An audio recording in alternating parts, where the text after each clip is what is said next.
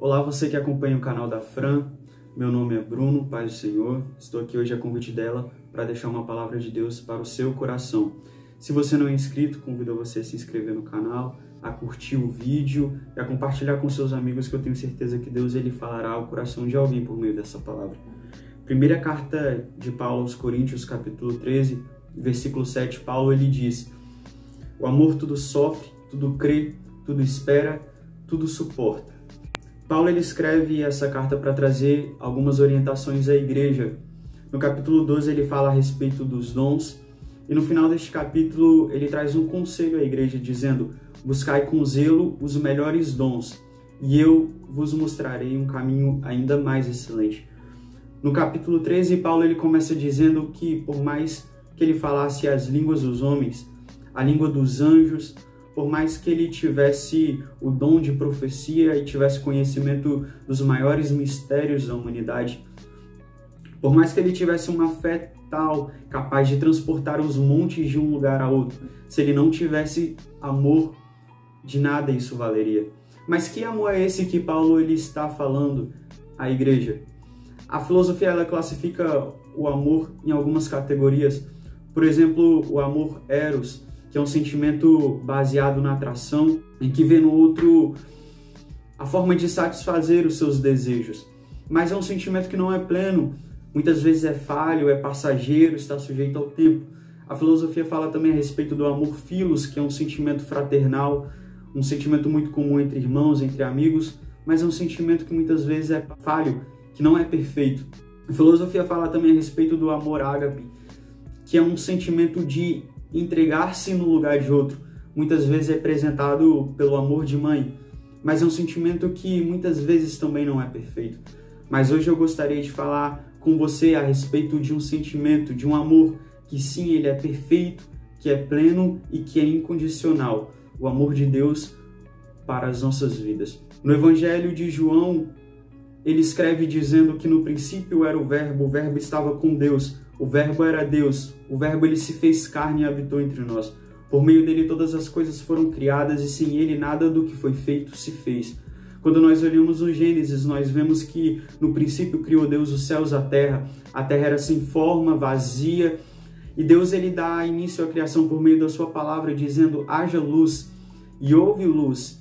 Deus olha e vê que isso era bom e dá seguimento à criação por meio da sua palavra.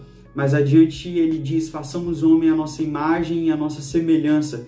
No capítulo 2, versículo 7, nós vemos isso se concretizando, porque Deus ele faz o homem do pó da terra, sopra-lhe nas narinas o fôlego de vida e o homem torna-se alma vivente. Deus ele coroa a sua criação com honra e com glória, mas o pecado ele deforma a imagem de Deus que havia em nós. Agora o homem passa a ser condenado à morte, porque o salário do pecado é a morte. O homem estava subjugado pela lei e por si mesmo seria incapaz do homem ser justificado pela lei. Mas Deus ele prova o seu amor por nós, sendo nós ainda pecadores, enviando o seu Filho para morrer em nosso lugar. Ele, sendo Deus, não teve por usurpação ser igual a Deus, mas ele se fez servo, veio em forma de homem, sujeito às mesmas provações, às mesmas tentações, mas sem cometer pecado algum. Aquele que não conheceu o pecado, ele se fez pecado por causa de nós. Na cruz ele levou sobre si os nossos pecados, as nossas iniquidades. Cada açoite, a dor e o sofrimento que Jesus ele passa na cruz foi em nosso lugar. Se no Gênesis ele foi o verbo existir, na cruz ele nos mostra que ele é o próprio verbo amar. Não um amor superficial dito com palavras, mas um verbo conjugado por meio de obras e em verdade. Ele nos amou de tal forma ao ponto de crer e vir em forma de homem, de sofrer todas as dores, de padecer todo o sofrimento em nosso lugar, porque ele nos amou. Ele se entregou à morte para que hoje nós pudéssemos desfrutar de uma vida plena.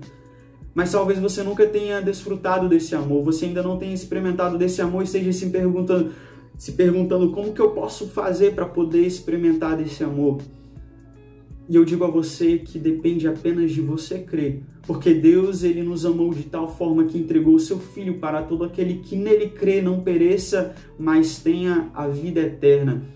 Talvez a noção que você tenha de amor seja de um sentimento baseado na atração, baseado na amizade, e ainda não tenha experimentado desse amor que é pleno. Mas hoje eu te convido a entregar a sua vida a Jesus e a experimentar desse amor que não olha a forma que você se encontra hoje, mas que tem poder para transformar o rumo da sua história.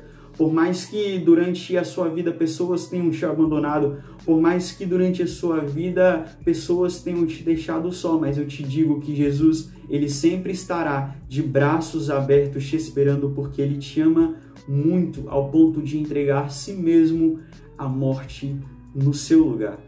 Por isso eu te convido a entregar a sua vida a Jesus, confiar nele, porque o mais ele fará. Que Deus ele possa falar mais ao seu coração e abençoar a sua vida.